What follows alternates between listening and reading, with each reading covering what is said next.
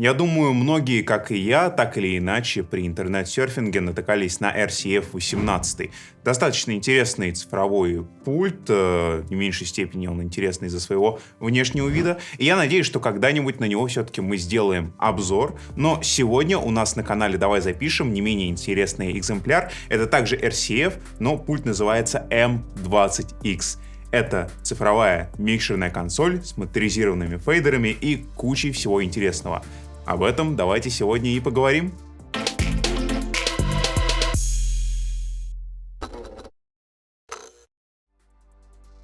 Здесь мы найдем 20 каналов на вход и 12 каналов на выход. Давайте считать вместе, начнем с входов. Итак, первые 16 каналов у нас обладают микрофонными предусилителями. Сюда можно подключить микрофоны без каких-либо проблем, причем 8 первых каналов с 1 по 8, они даны в обычных XLR разъемах. Сюда можно подключить только микрофоны.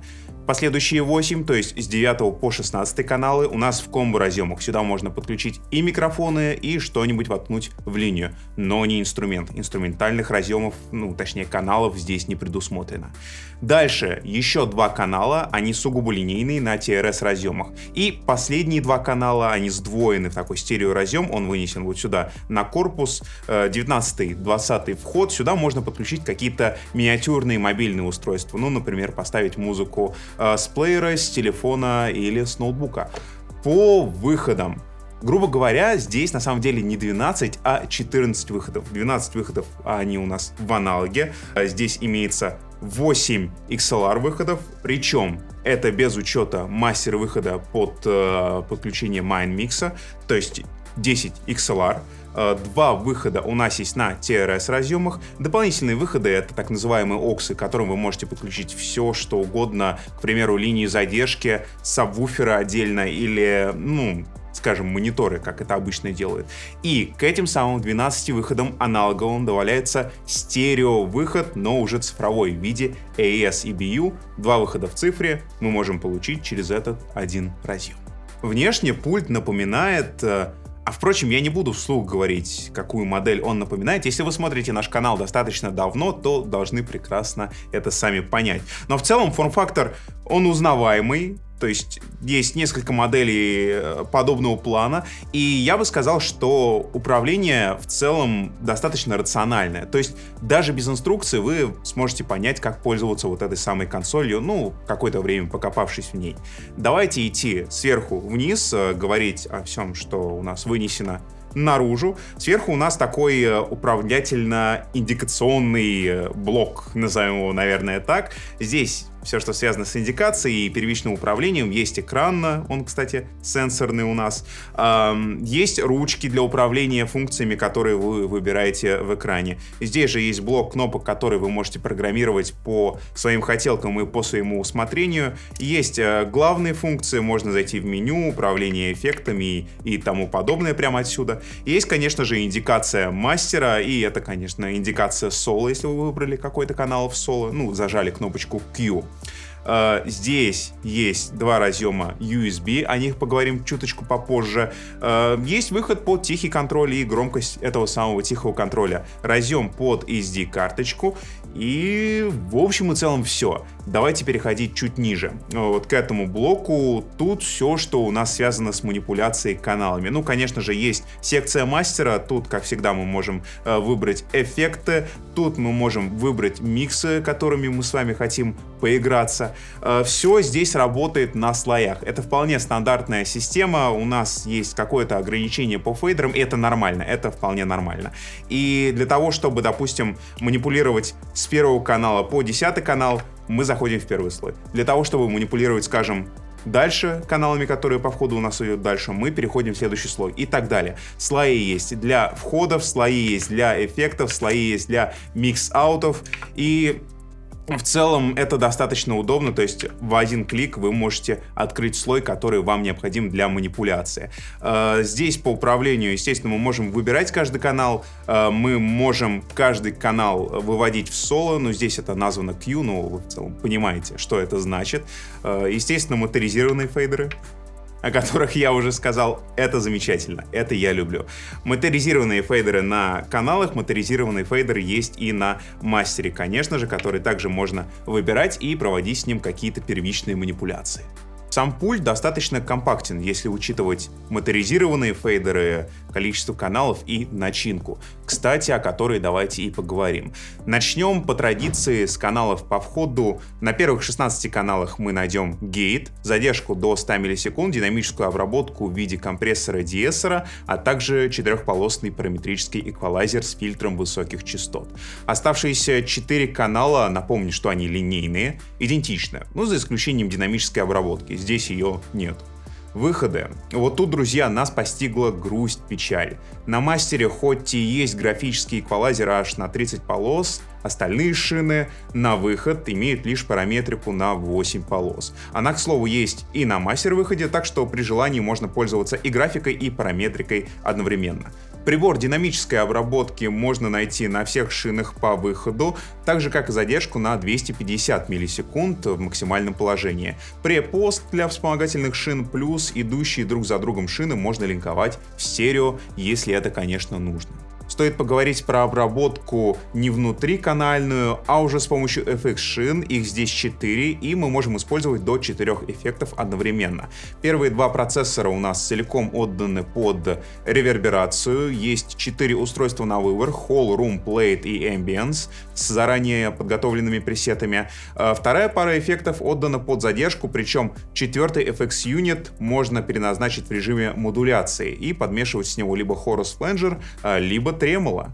Что по управлению? Вообще в комплекте нам прикладывают вот такой маленький USB роутер Wi-Fi, который мы должны подключить сюда и что-то как-то с него рулить. Но мы с вами прекрасно понимаем, что это совершенно несерьезно, и клевые парни, и, к слову, девчонки, берут вот это вот, вынимают, выкидывают, покупают 5-гигагерцовый роутер и гоняюсь с ним на мероприятие. Благо сзади есть разъем Ethernet, к которому этот самый роутер можно без каких-либо проблем подключить.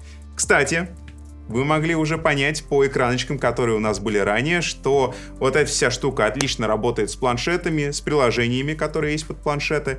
И да, конечно, по стандарту уже сложившемуся ряд функций нам приложуху не включили. К примеру, тот же самый роутинг, который мы должны делать непосредственно в консоли.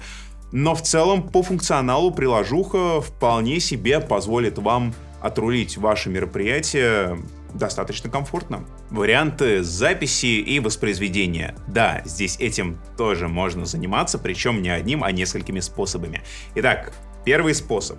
Мы с вами используем SD-карточку. Вставляем ее сюда. Защелкиваем и таким образом получаем возможность записывать и воспроизводить до 20 каналов параллельно. Они будут звучать вместе.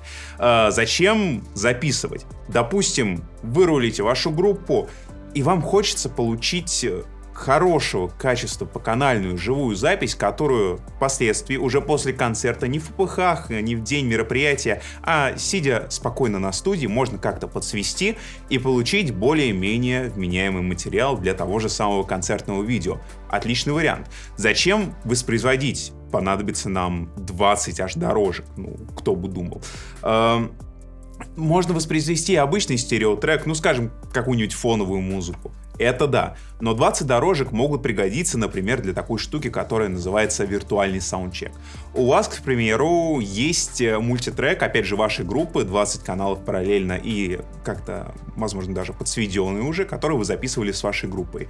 Вы вставляете карточку, запускаете виртуальный саундчек, и даже без группы в зале вы уже примерно можете отстроить ваше оборудование по звуку, под те условия, которые есть в вашем концертном зале, в котором вам предстоит в дальнейшем работать.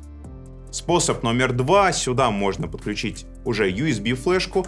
Да, многоканальностью теперь здесь не пахнет, но также можно записывать и воспроизводить до 2 каналов. К примеру, можно записать сумму с мастера или поставить на воспроизведение трек-лист с какой-нибудь фоновой музыкой, в перерывах мероприятия, как вариант. И, конечно же, третий способ, наверное, в моем понимании главный, эту всю штуку можно подключить по USB к компьютеру и активировать встроенный аудиоинтерфейс, встроенную внутреннюю звуковую карту формата 24×24. То есть она даст нам 24 канала параллельно на запись, тот же самый мультитрек, который мы сможем писать на компьютер, и 24 канала параллельно мы сможем воспроизводить. Это могут быть какие-то подклады для групп, это может быть тот же самый виртуальный саундчек, только учитывайте, что каналы на воспроизведение собой, увы, будут заменять каналы физические, которые уже есть на пульте. Встроенная звуковая карта работает со своим ASIO-драйвером, так что перед началом работы не забудьте зайти на официальный сайт RCF и скачать необходимые ASIO-драйвера. По качеству записи здесь мы с вами получим 24 бита на 48 кГц. И на самом деле весь сегодняшний ролик по звуку писался мощностями вот этой самой консоли.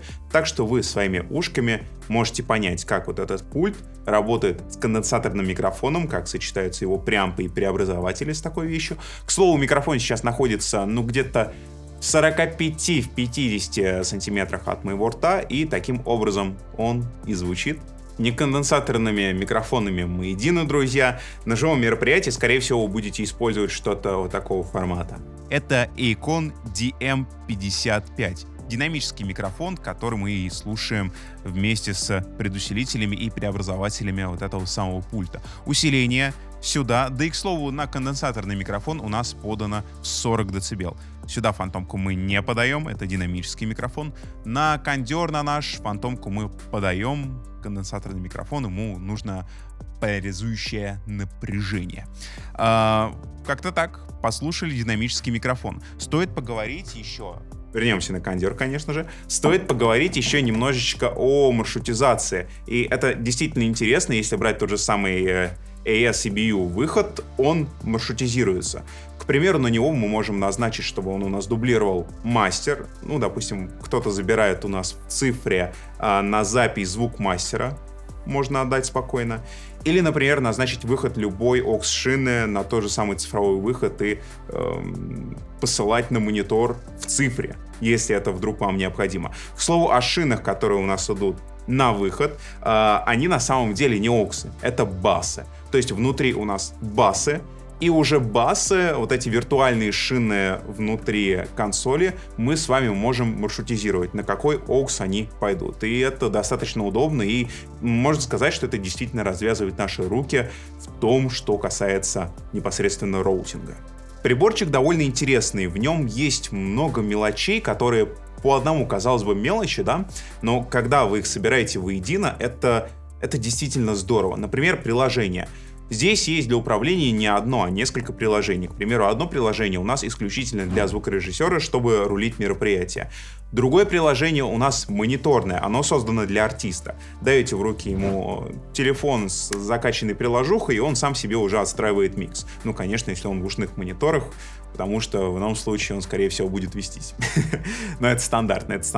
К слову о приложениях. Они есть как под Android, так и под iOS, и это действительно здорово. Есть, конечно же, и минусы. Куда без них. По большей мере, это что-то программное, знаете, это то, что можно в дальнейшем исправить прошивками. Например, эквалайзер, допустим, графика у нас есть лишь на мастер-выходе, а на вспомогательных шинах графики нету, и это действительно плохо. То есть монитор вы графическим эквалайзером отстроить не сможете, но у вас хотя бы есть 8-полосная параметрика, уже хоть что-то. Выход 19-20. Почему бы его не продублировать на задней панели, я не понимаю. Потому что вот это, по сути, это стереовход, и поскольку это TRS, он не балансный. И какие-то длинные линии к нему вы не подключите, и как дополнительный вход для линейных источников нормальных, ни телефонов, ни ноутбуков, в этот вход использовать не сможете. Это тоже немножечко разочаровывает, если честно. Но опять же, какие-то вещи, знаете, в духе эффекты. Эффекты есть, да, эффекты звучат хорошо, да, не спорю, но обработка эффектов, та же самая эквализация на эффекте, ее, к сожалению, здесь нет, и это действительно плохо. С другой стороны, не забываем про обновления, не забываем про прошивки. Перед началом нашего обзора я подключил пульт, накатил новую прошивочку, и они выходят достаточно регулярно, учитывая, что, пульт уже как модель успел пожить какое-то время, прошивки регулярные, и это радует. Посмотрим, может быть, что-то новенькое нам придет в виде предстоящих новых прошивок. Друзья, это был канал «Давай запишем». Я, как всегда, за вас комментарии. Если вы пользовались какой-то продукцией RCF, ну, даже не колонками, не мониторами, а именно пультами, то напишите в комментариях, что вы думаете об этих штуках, как они вам в живой работе, плюсы, минусы, все по стандарту. Потому что вот эта информация, она будет очень и очень полезна для людей, которые, допустим, смотрят этот обзор и думают, купить этот пульт или не купить этот пульт. В любом случае, если видео пришлось по душе, не забудьте поставить лайк, подписаться на канал, ведь впереди много нового, интересного и, конечно же, из мира про аудио. Друзья, я не прощаюсь, я говорю до свидания, до встречи в следующем ролике.